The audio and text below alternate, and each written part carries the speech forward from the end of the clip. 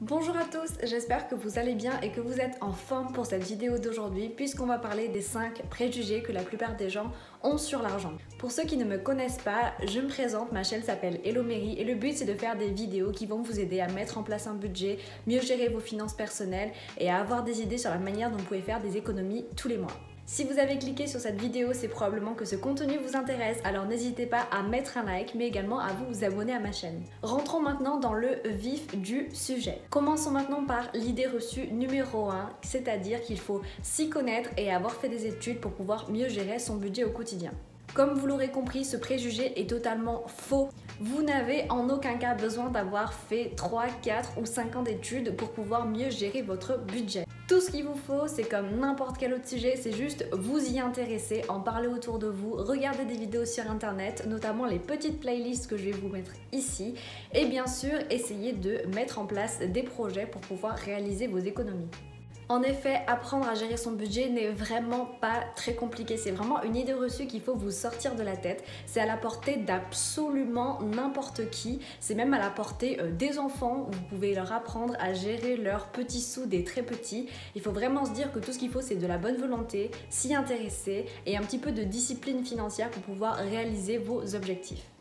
Pour vous montrer que ce préjugé est absolument faux, dites-vous qu'il y a des gens qui ont un master ou un doctorat et qui savent absolument pas gérer leur budget, qui font n'importe quoi de leur argent, ce qui prouve que le niveau d'études n'est pas du tout corrélé avec ce que vous pouvez mettre en place en termes d'épargne personnelle.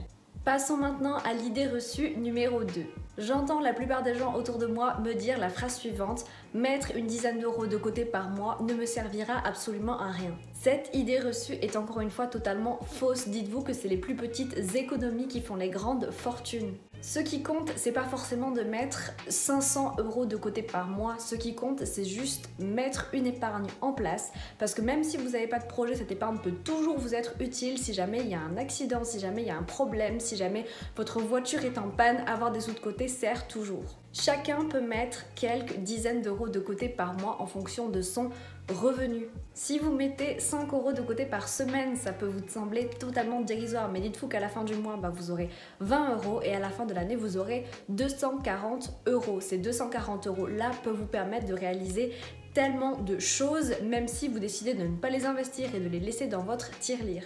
Et c'est pareil lorsqu'il s'agit de faire des économies. Plusieurs personnes me disent: si je fais ça, je vais économiser que 3 ou 4 euros quand je ferai mes courses. Oui, mais quand vous regardez la fréquence à laquelle vous allez faire vos courses à l'échelle de l'année, vous verrez que plein de petites économies à droite et à gauche vont faire des grandes économies à la fin de l'année. Cette idée reçue est donc totalement fausse et je vous incite donc et je vous encourage à mettre des sous de côté, peu importe le montant, même s'il s'agit de 10 euros par mois. Si vous arrivez à mettre beaucoup plus d'argent de côté, tant mieux, mais encore une fois, les petites économies ne sont vraiment pas à négliger. Passons maintenant à l'idée reçue numéro 3. Ce préjugé-là est vraiment un grand classique puisqu'il s'agit de se dire que l'argent a beaucoup de pouvoir et qu'il rend les gens totalement méchants, voire antipathiques. Ce préjugé-là est totalement faux. L'argent est un outil qui va juste démultiplier la personne que vous êtes. C'est-à-dire que si de base vous avez la main sur le cœur, que vous êtes quelqu'un de généreux, que vous pensez à votre prochain, vous allez juste donner plus d'argent à des associations, aider les personnes qui sont démunies et aider votre famille.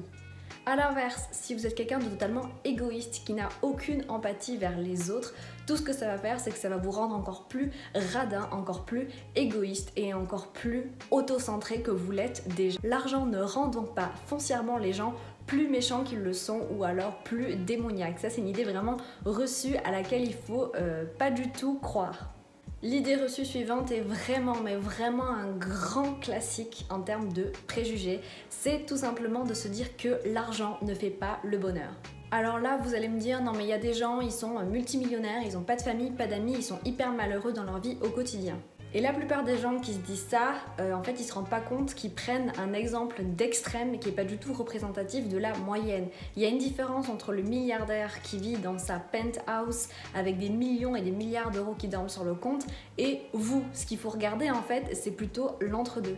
Pour moi, dire que l'argent ne fait pas le bonheur, c'est totalement faux. L'argent contribue largement au bonheur, puisqu'en fait, à partir du moment où vous êtes capable de vous projeter plus d'un mois sur l'autre, parce que vous n'avez pas cette angoisse de ne pas réussir à terminer vos fins de mois, parce que vous n'avez pas cette inquiétude à vous demander si votre voiture tombe en panne, vous serez en mesure de la réparer ou pas, parce que vous n'avez pas cette inquiétude de savoir que si vos enfants tombent malades, vous serez en mesure de payer les frais médicaux pour eux, alors l'argent participera largement à votre bonheur. Bien évidemment, et comme je vous l'ai dit tout à l'heure, si vous êtes quelqu'un de misérable, égoïste et que on vous donne 10 millions d'euros, vous serez toujours quelqu'un de misérable et égoïste.